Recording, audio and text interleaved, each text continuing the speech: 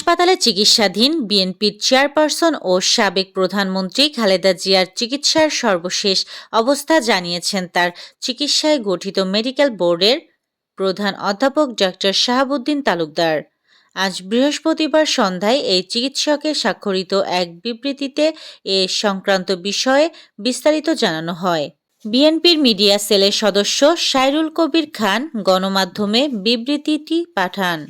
ত্রয়োদশ জাতীয় সংসদ নির্বাচনের পর পদত্যাগের পরিকল্পনা করছেন রাষ্ট্রপতি মোহাম্মদ শাহাবুদ্দিন। তিনি বলেছেন, অধ্যাপক মোহাম্মদ ইউনূসের নেতৃত্বাধীন অন্তর্বর্তী সরকারের দ্বারা তিনি অপমানিত বোধ করছেন।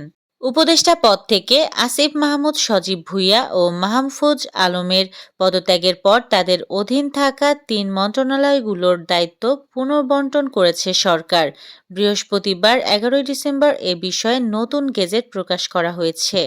ঢাকা বিশ্ববিদ্যালয়ের সমাজবিজ্ঞান বিভাগের অধ্যাপক ও আওয়ামীপন্থী নীল দলের শিক্ষক আ.ক.ম জামালকে সামাজিক বিজ্ঞান অনুষদ ভবনে হেনস্থা করেন ডাকসুর সমাজসেবা সম্পাদক এ.বি. জুবায়ের। এ সময় তার সঙ্গে ছিলেন একই বিভাগের আরেক অধ্যাপক জিনাত হুদাও।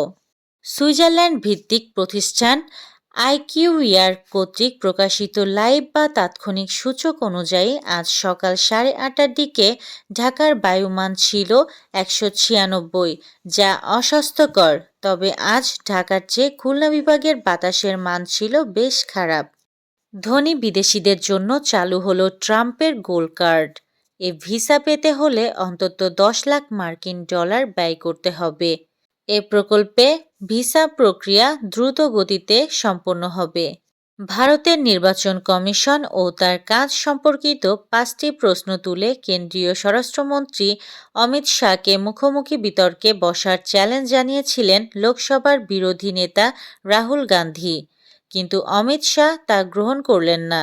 নির্বাচন ঘিরে কমিশনের এখতিয়ার এবং ভোটার তালিকার নিবিড় সংশোধন পদ্ধতি নিয়ে বিরোধীদের তোলা প্রশ্নের উত্তরগুলো তাই অনুচ্চারিতই রয়ে গেল। এবার বিজয় সৈকতদের বিপিএল খেলতে না দেওয়া নিয়ে যা বললেন মার্শাল। আসন্ন বিপিএলের নিলামে ছিলেন না এনামুল হক, বিজয়, মোসাদ্দেক হোসেন সৈকতরা।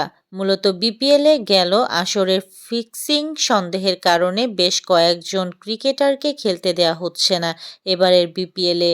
এবার এর কারণ ব্যাখ্যা করলেন অ্যালেক্স মার্শাল। মেসি আসছেন শহরে। ভারতের হায়দরাবাদ শহরে তাই সাজ সাজ রবি পড়ে গেছে। ফুটবল ইতিহাসের সর্বকালের অন্যতম সেরা ফুটবলারকে কাছ থেকে দেখতে তর সইছে না হায়দরাবাদবাসীদের।